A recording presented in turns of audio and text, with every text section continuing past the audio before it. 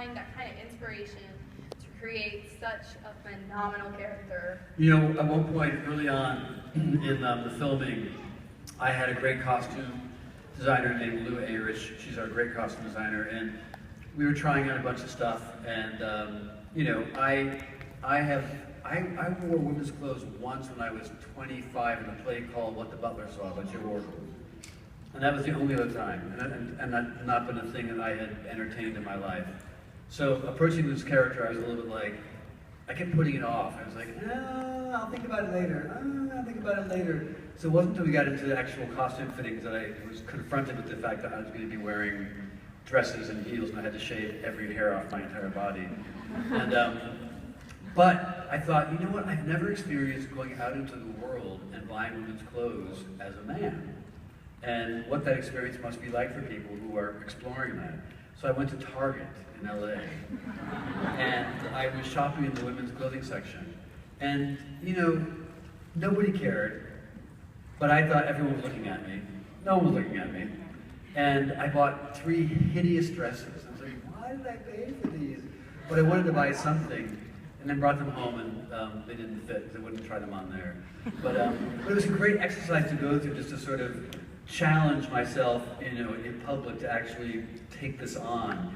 And I actually wore my makeup one day away from set. I decided to go ahead and just keep my makeup on and go out into the world with my full makeup on. And I had sunglasses, so you really couldn't see it until I took them off.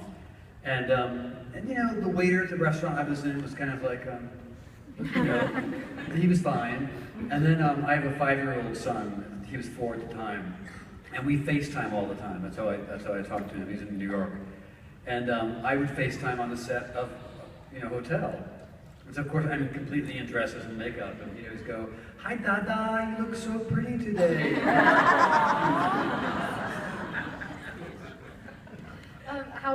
What was it like working with Lady Gaga? She was great. You know, what I think is remarkable about her is that she's brave. She really does go head first into every experience. Whether it's singing the national anthem, doing a Bowie, you know, tribute, whatever she's choosing to do, she's going to go at it head first. And she was coming into a pretty high-level world in terms of acting. We are all, you know, of a certain level of expertise, and she has not had that much acting experience. And she was well prepared, and she hit the ground running. She did a great job. I was really, really, really honored to be working with her. Did you have a favorite scene from the previous season as Liz? Yeah, I had a couple. There was a scene where my son comes back and meets me, and that was a really powerful scene. I really thought it was just a beautifully written scene, and there were actually two of them. One, he comes and I sort of don't reveal who I am, and then the next one, we basically come out to each other, and they're really intense. The most intense scenes, of course, were the love scene with Tristan, which was it's intense on a number of levels. I mean, anytime you're having a sex scene in front of 50 people is intense. You know what I mean? And 50 Teamsters, it's just intense. You know, and the camera guys are all kind of going, can you do it again? And can you move your ass more that way? We're getting kind of a full-on eye shot, so just, you know, put it that way, you know. And Liz, you're kind of flopped out there, so just tuck that back in. Okay, you're good, let's go again. You know, and then the director's saying technical things like, so when you're riding him, can you just sort of like arch your back a little more? I just want to try to get the top of your head a little more. And then when you guys finish, can we just sort of make that faster? Let's get to the dialogue, you know? So it's not sexy, it's not comfortable, it's not, you know, it's also freezing cold. So that's intense, but the scene following it was such a beautiful scene, and Finn Whitrock is such a lovely actor, smart actor, flexible actor, that we did that scene about 8 times, and we could have done that scene all night because there was so much in that scene to discover. So I really love that.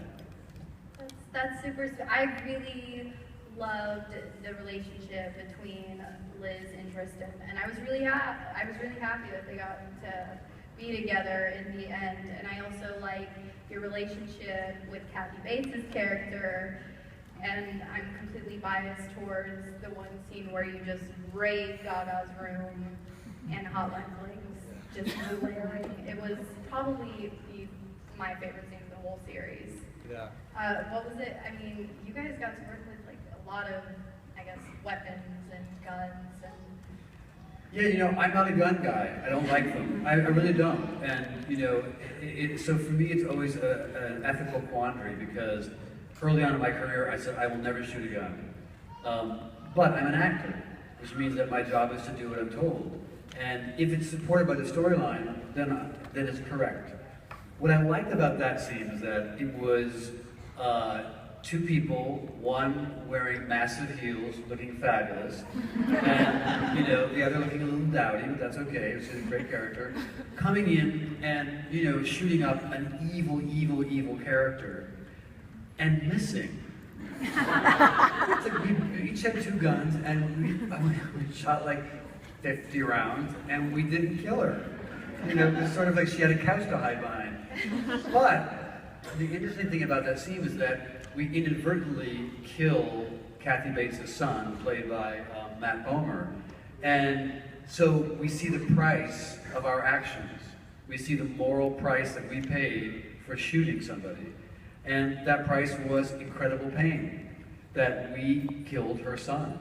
And we had to then take him out of the hotel to die. And so in that respect, it was sort of a responsible scene. And the reality in this world is that guns exist and people use them. And I think that as artists, it is our responsibility to show the consequences of those actions, what the price is that's being paid.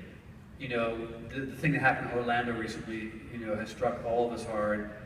It struck me hard as a gay man. It's an attack on the gay community. These were young people. I find it horrifying. I think that young people are out having a good time in a nightclub, and this happens to them. The best thing we can do is to honor the victims. Stop talking about the guy who did it. I don't give a fuck about him. I care about them. So we talk about them, who they were, what they were doing with their lives, who they left behind. We honor them. We talk about them. We show their picture. They should be on the news. And as the irony, of course, is that we do use weapons a lot in Hollywood. And when we use a gun on a set, we have an armorer, we have a gun safety class, we have a drill, we have to wear earplugs, sometimes we wear things over our eyes. Anyone who's not in the scene has to leave the set. We go through these enormous precautions to use a fake gun. All these safety protocols for fake guns, which I find ironic, that we do so much work to keep people safe with a fake gun, and yet we have things like this that happen in the world. Didn't mean